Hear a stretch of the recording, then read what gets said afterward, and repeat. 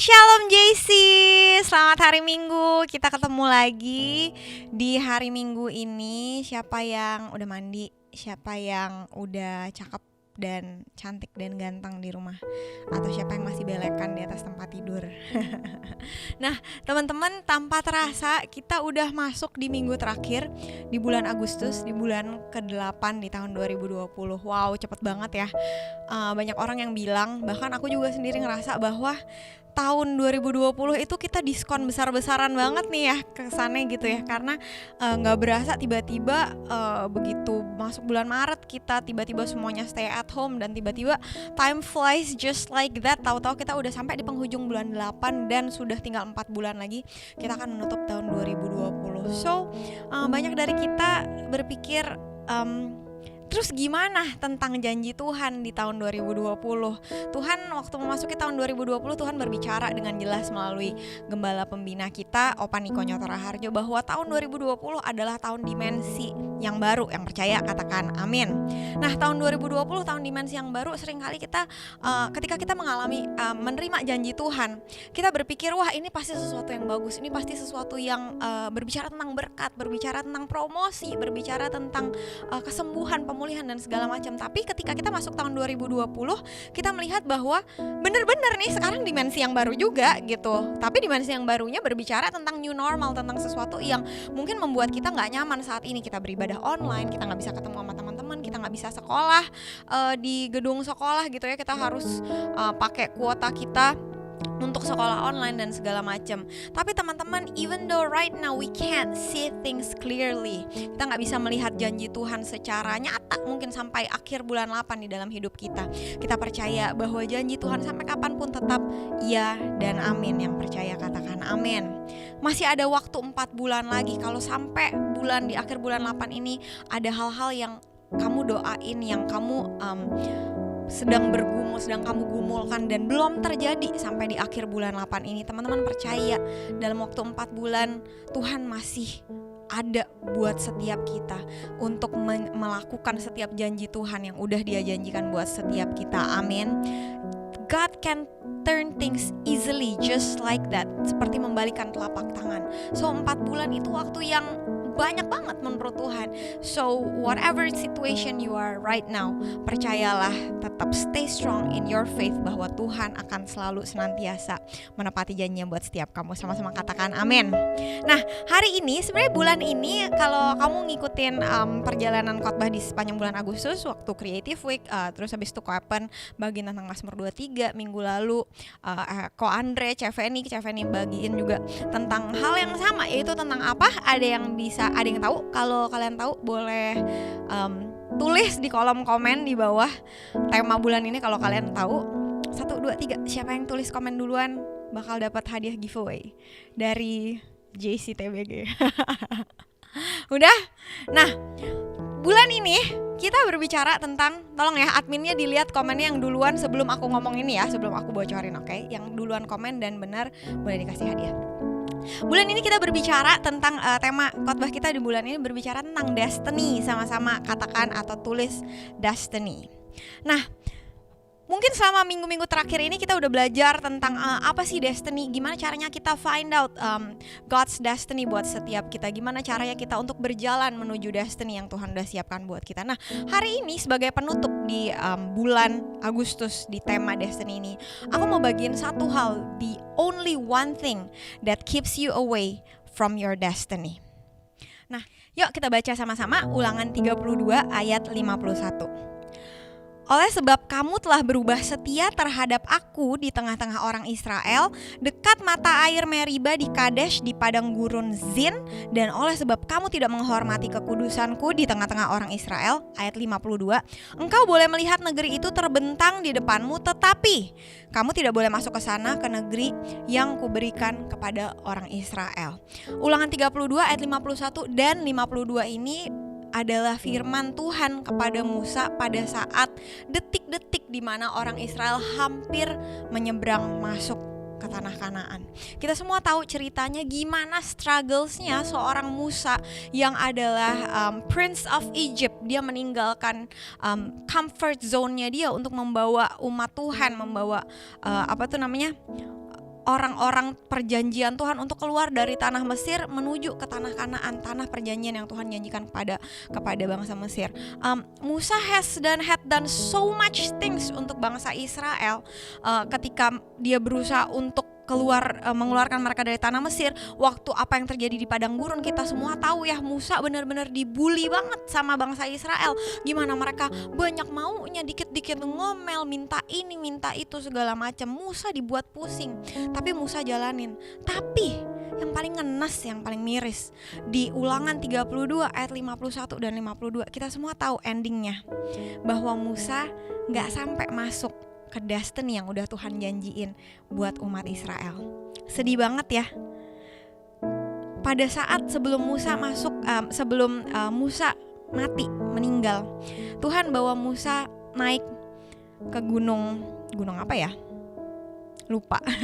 Musa dibawa naik sama Tuhan ke gunung, ke gunung Nebo.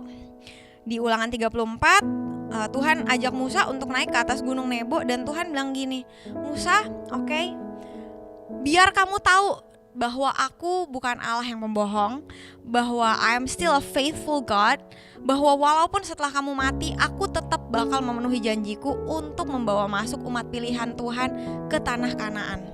Kamu boleh lihat, but you can't put your feet on it. Musa naik ke atas gunung Nebo.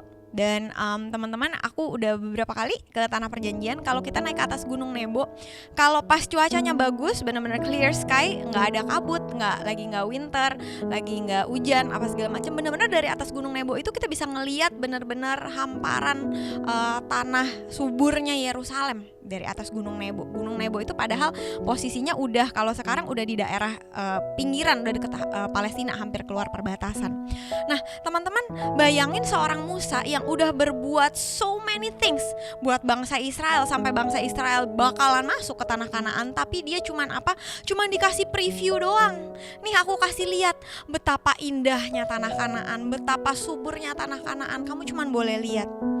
Kamu bayangin betapa sedihnya Musa pada saat itu, mungkin as a human, karena dia tahu hasil kerja kerasnya dia, tapi dia gak pernah bisa nikmatin, dan dia bahkan mati di atas gunung situ.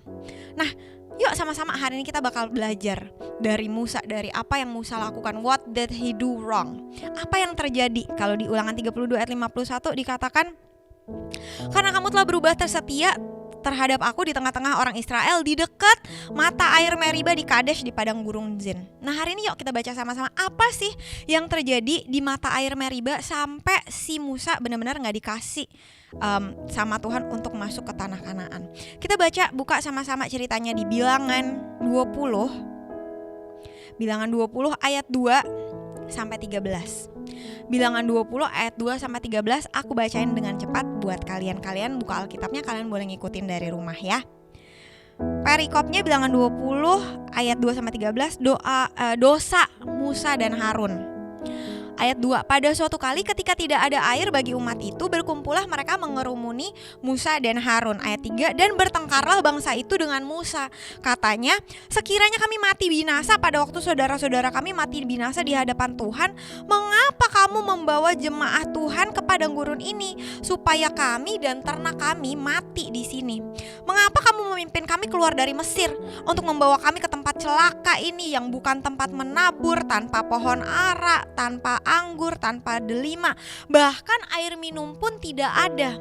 Bayangin bangsa Israel, mereka sibuk aja, mereka ngoceh, mereka kepengen balik ke tanah Mesir karena katanya di padang gurun gak ada pohon ara, gak ada buah zaitun, gak ada delima, gak ada air gitu ya. Ayat 6 dikatakan, maka pergilah Musa dan Harun dari umat itu. Udah pusing mungkin Musa dan Harun itu ya, udah gondok kali kan, ke pintu kemah pertemuan, lalu sujud, kemudian tampaklah kemuliaan Tuhan kepada mereka. Ayat 7, Tuhan berfirman kepada Musa, ambillah tongkatmu itu, dan engkau dan Harun kakakmu harus menyuruh umat itu berkumpul. Katakanlah di depan mata mereka kepada bukit batu itu, supaya diberi airnya, Demikianlah engkau mengeluarkan air dari bukit batu itu bagi mereka dan memberi mereka minum serta ternak-ternaknya. Ayat 9. Lalu Musa mengambil tongkat itu dari hadapan Tuhan seperti yang diperintahkannya kepadanya. Ayat 10. Ketika Musa dan Harun telah mengumpulkan jemaah itu di depan bukit batu itu, berkatalah Musa kepada mereka, dengarkanlah kepadaku hai orang-orang durhaka. Oh, durhaka banget nih orang Israel ya, tukang ngoceh.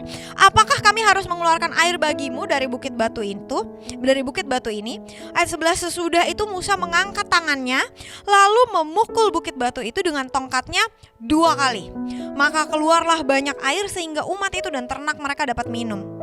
Ayat 12. Tetapi Tuhan berfirman kepada Musa dan Harun, karena kamu tidak percaya kepadaku dan tidak menghormati kekudusanku di depan mata orang Israel, itulah sebabnya kamu tidak akan membawa jemaah ini masuk ke negeri yang akan kuberikan kepada mereka. Nah teman-teman, kalau kamu nyimak di Bilangan 20 ayat 2 sampai 13, apa tujuan dari Tuhan manggil Musa dan Harun? Tujuannya adalah untuk memberi umat Israel minum air, benar gak? Tujuannya kesampaian gak? Umat Israel bisa minum gak? Bisa, mereka tetap bisa minum, tetap ada mata air. Tapi apa yang salah dari Bilangan 20 ayat 2 sampai 12 ini? Yang salah adalah di ayat berapa tadi ya? Di ayat 8. Di ayat 8 Tuhan bilang apa? Katakanlah di depan mata mereka kepada bukit itu supaya diberi airnya. Tuhan cuman bilang speak to that rock. Berkata-katalah kepada batu itu supaya mengeluarkan air. Tapi apa yang Musa lakukan? Yang Musa lakukan di ayat 10 dikatakan, ayat 11 dikatakan Musa mengangkat tangannya, dia angkat sticknya, dia angkat tongkatnya itu. Lalu Musa memukul bukit batu itu dengan tongkatnya 2 kali. Tuhan suruh berkatalah kepada batu itu, dan yang Musa lakukan adalah dia pukul batu itu pakai tongkatnya. Bukan cuma sekali, tapi 2 kali. Nah teman-teman, seringkali kita bertindak itu out of our own logic. Kita bertindak sesuai dengan logika kita, dengan pikiran kita. Ketika kita sedang berjalan menuju destiny yang udah Tuhan siapkan buat kita, kita berpikir bahwa kayaknya gak mungkin deh kalau Tuhan kepengen aku nyampe ke destiny ini, kayaknya jalan yang Tuhan tunjukin itu salah. Kayaknya harusnya kita gak lewat padang gurun deh. Kayaknya kita bisa belok kanan, ambil kiri dikit, keluar masuk tol, turun di exit A, abis gitu kayaknya bakal lebih cepet nyampe. Kayaknya kalau lewat sini kayaknya bakalan banyak cilakanya daripada banyakan untungnya. So seringkali ketika kita berjalan menuju destiny kita bertindak out of our own logic. Kita banyakan mikir. Padahal seringkali Tuhan bertindak itu di luar logika kita. Betul?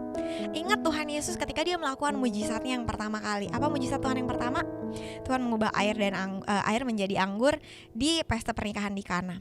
Kamu bayangin waktu itu ketika orang-orang disuruh ngisi jars, disuruh ngisi tempat buli-buli yang berisi anggur, disuruh ngisi pakai air keran. Ya zaman dulu nggak ada keran, air sumur kali ya. Disuruh isi pakai air. Kamu bayangin, dengan akal logika itu gak akan masuk akal. Gimana caranya orang bisa dikasih minum air putih di pesta pernikahan? Itu such a shame buat keluarga yang lagi mengadakan pesta pernikahan. Gak masuk logika. Gak masuk logika untuk menggantikan anggur dengan air. Tapi ketika mereka melakukan sesuatu hal yang di luar logika mereka, Tuhan mampu melakukan mujizat mengubah air menjadi anggur. This is just not the first time Tuhan menyuruh kita untuk melakukan hal-hal yang di luar logika kita. Tapi seringkali ketika things yang kita lakukan itu berada di luar logika kita, kita lebih memilih untuk melakukan apa yang menurut kita masuk akal. Seringkali kita bertindak out of our own emotions. Sama kayak Musa dan Harun. Mungkin pada saat itu kita gak tahu ya, tapi sebagai manusia, lu bayangin lu udah kerja susah-susah, lu udah kerja keras, lu udah tinggalin comfort zone lu sebagai Prince of Egypt untuk bawa kalian nih ya, umat-umat durhaka nih ya, kan dikatakan di Alkitab gitu, woi orang durhaka katanya si Musa. Kenapa Musa bisa ngomong kayak gitu? Dia pasti udah kesel banget gitu ya. Sepanjang sepanjang kali itu pasti ngomel aja, bukannya nggak ngeliat penyertaan Tuhan. Laut udah dibelah, mana udah dikasih paket hemat gitu ya, nasi pakai ayam, maksudnya mana pakai si burung gitu ya. Pokoknya udah makan enak. Tuhan kurang berbuat apa lagi sih sampai si umat Israel ini bener-bener si umat durhaka nih lah, ngoceh terus, ngomel terus setiap hari. Jadi out of his emotions, Musa bertindak apa? Dia ambil tongkatnya, dia pukul ke gunung batu itu. Seringkali kita ngelakuin hal itu out of our emotions. Kita baper, kita kebawa perasaan kita. Aduh, kayaknya nggak cocok nih. Kayaknya I don't feel like doing it. Kayaknya nggak sesuai sama perasaan aku, sama emotions aku. Padahal apa yang Tuhan firmankan itulah jalan yang paling tepat untuk menuju ke destiny kita. Yang ketiga, seringkali kita bertindak seringkali kita bertindak menurut what we feel is right. Kita ngerasa apa yang kita lakukan itu lebih hebat, lebih sensible kebanding apa yang Tuhan suruh. Ingat Musa, dia mukul itu batu bukan cuma sekali guys. Dia mukul tuh 2 kali. Bayangin betapa keras kepalanya Musa.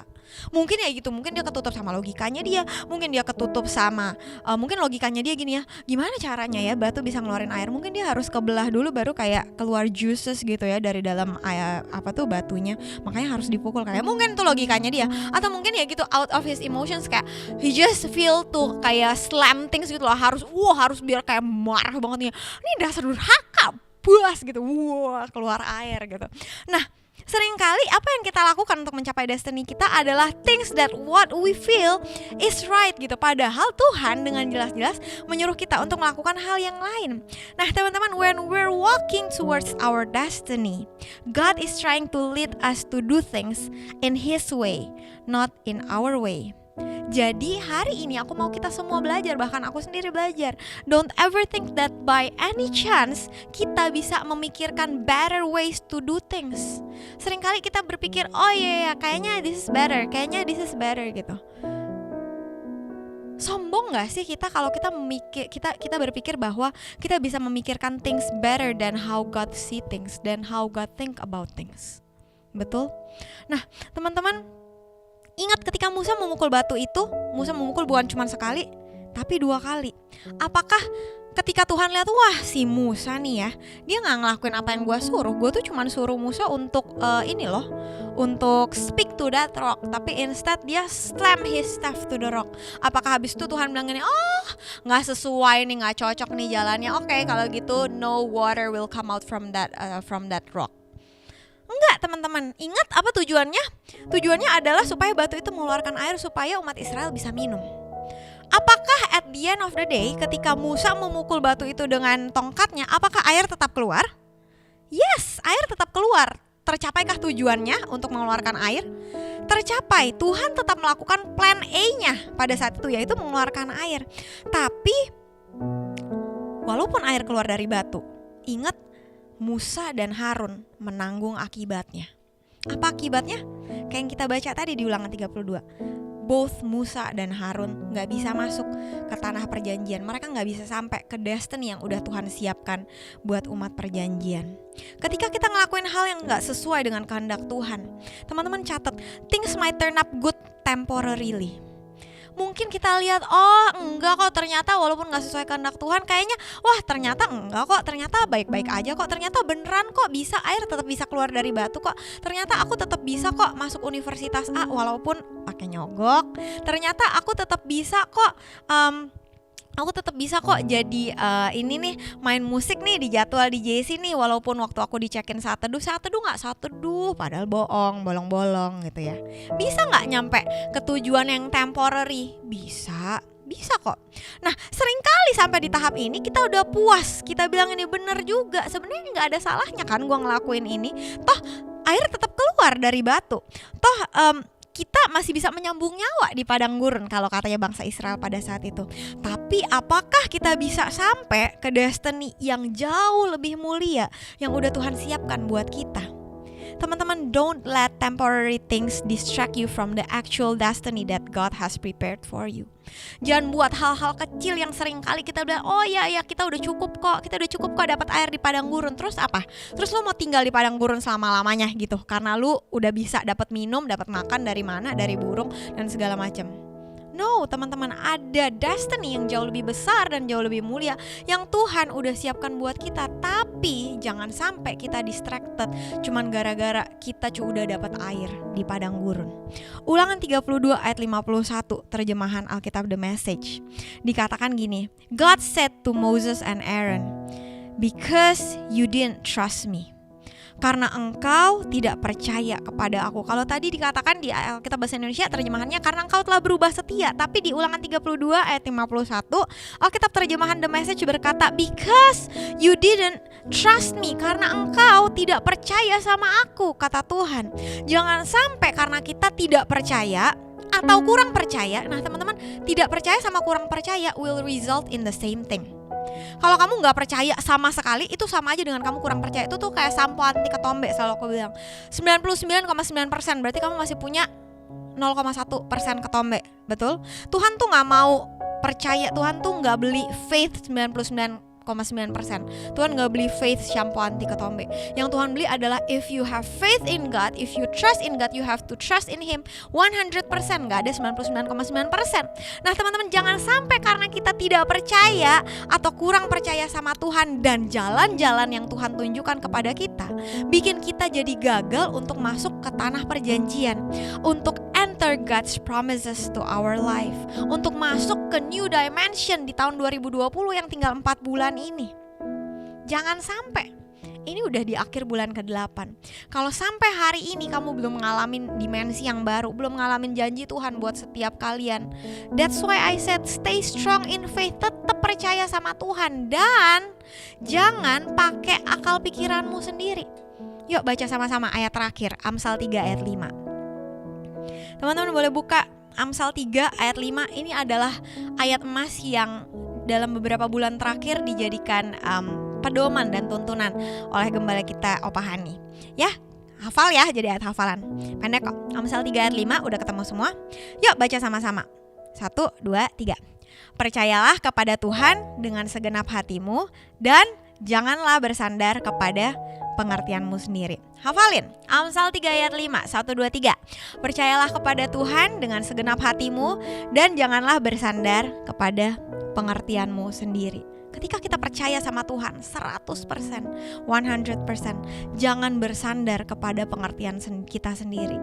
Don't ever think that we could think of any better ways to reach our destiny. Karena Tuhan yang udah tahu gimana caranya exactly sampai kita masuk ke destiny kita, sampai kita masuk ke dalam penggenapan janji Tuhan yang udah Dia sediakan buat kita, sampai kita mengalami dimensi yang baru di tahun 2020 ini.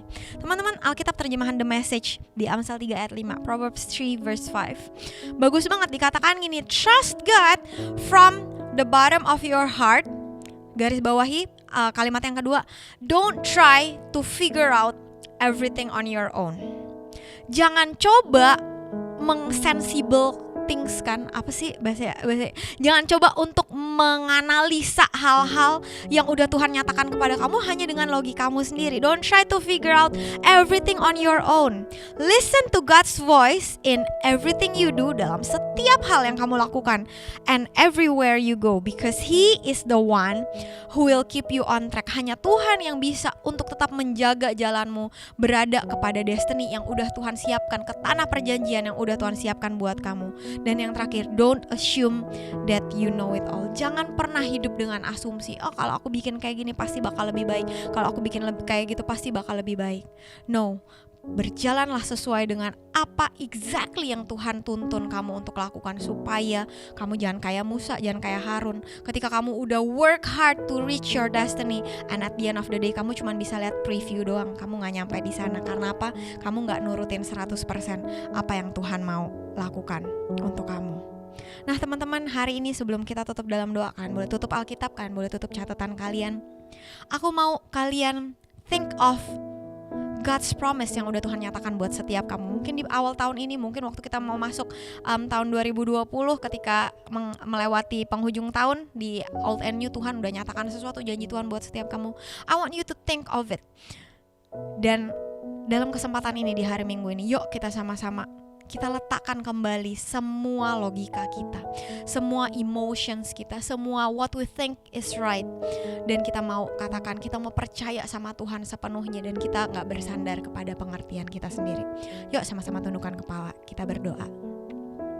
Yuk teman-teman, pada pagi hari ini yuk sama-sama kalian angkat tangan kalian, sambil kalian ingat janji Tuhan, destiny yang udah Tuhan nyatakan kepada setiap kalian. Kalau sampai hari ini kita belum bisa melihat penggenapan janji Tuhan sampai di bulan ke-8 di tahun 2020 ini, teman-teman, aku mau ajak kalian untuk tetap percaya, untuk tetap berpegang teguh sama firman Tuhan. Don't try to figure out things on your own. Kami Tuhan pada siang hari ini, kami mau angkat tangan kami Tuhan, kami mau katakan kami mau terus percaya sama Tuhan dengan segenap hati kami Tuhan. Dan kami gak mau bersandar kepada pengertian kami sendiri Tuhan. Kami mau berdoa Tuhan saat ini, saat kami mengangkat tangan Tuhan, tanda kami menyerahkan sepenuhnya ke dalam tangan-Mu Tuhan Yesus. Biar Tuhan yang turun tangan atas setiap kami Tuhan. Jadilah kehendak-Mu dalam hidup kami sama seperti di surga Tuhan. Terima kasih Bapa, terima kasih Tuhan Yesus. Ini setiap kami Tuhan, we wanna put our trust in you Lord. Mari teman-teman sama-sama angkat pujian ini sebagai komitmen di dalam hidup setiap kalian. I know your thoughts, your plans for me are good. I know you hold my future and my hope. Your promises never fail. Your promises never fail. I know your thoughts, your plans for me are good. I know you hold my future and my hope. Your promises never fail. Your promises never fail. I know, mari nyanyikan.